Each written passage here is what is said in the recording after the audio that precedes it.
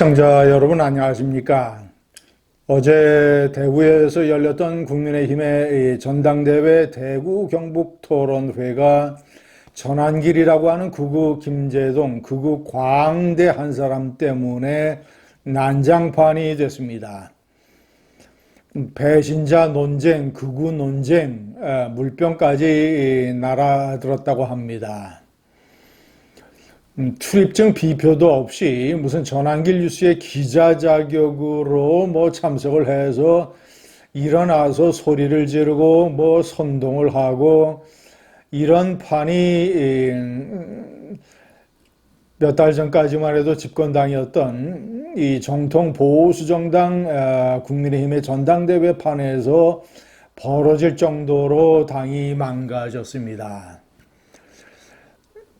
시청자 여러분, 저는 이제 이 정치부 기자를 오래 하면서 어떤 주요 정치인에 대해서 이 환멸에 가까운, 아니 환멸을 느끼는 정도의 어떤 반감과 경멸과 실망을 느낀 사례가 이 손가락으로 꼽을 수 있습니다. 대표적으로 첫 번째가 문재인, 두 번째가 홍준표, 그리고 최근에 제가 김문수, 장동혁, 전환길은 정치인급에도 들지 않지만 이 세 사람 김장길에 대한 환멸,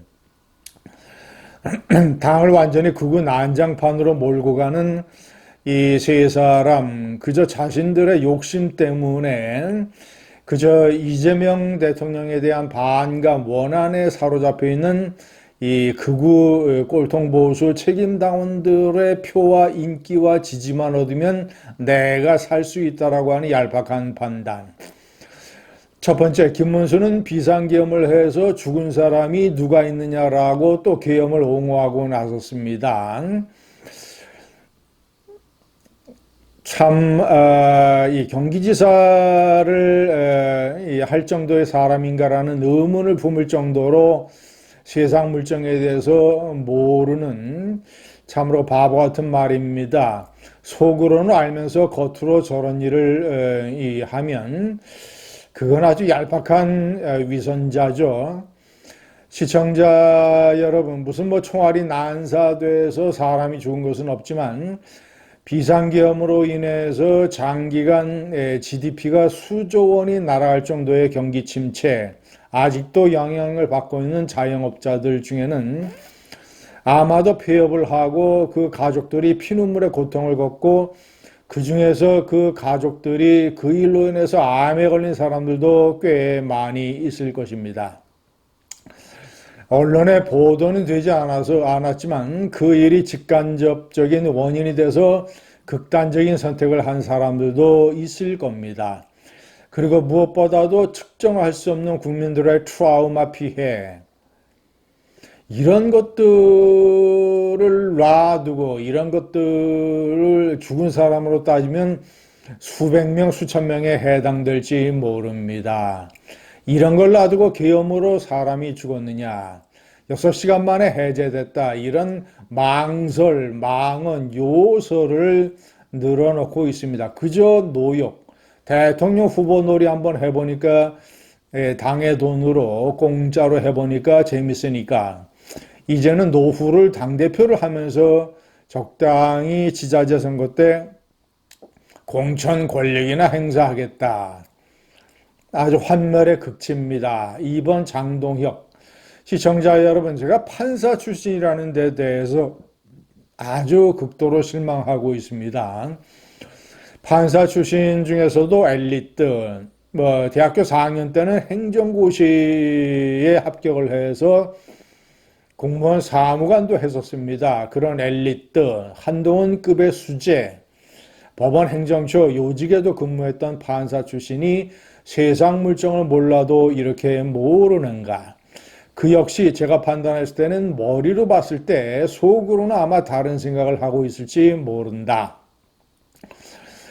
계엄이 하나님의 계획이라고 얘기를 했습니다. 세이브 코리아 집회에선 하나님의 계획이라면 하나님이 그렇게 중요한 일, 기독교를 많이 믿는 신앙의 기독교의 신앙의 이 나라 대한민국의 국민들에게 그렇게 많은 피해를 줄 정도로 엉성한 계획을 하나님이 실행을 하시는가? 내가 장동혁 후보에게 묻고 싶습니다. 하나님에 의지하고 하나님과 함께 신앙생활을 하고 있는 수많은 한국인들을 욕되게 하지 말라. 너희 주 여호와 하나님을 망령되이 이르지 말라. 시청자 여러분, 그 십계명에 나와 있는 그런 것들을 제대로 지키지 못하는 시청자 여러분, 장동혁이 판사로서 세상 물정에 대한 그 정도의 이해력과 판단력을 가지고 판결을 과연 내렸다면 온당하지 못한 판결은 없었을 것인가? 도대체 그렇다면 왜 계엄 해제 요구에 적극적으로 찬성을 한 것인가? 하나님의 계획을 정면으로 어긋나게 행동을 한 신자 아닌가? 제가 묻고 싶습니다. 판사였다라는 것에 대해서 제가 참으로 환멸을 느낍니다.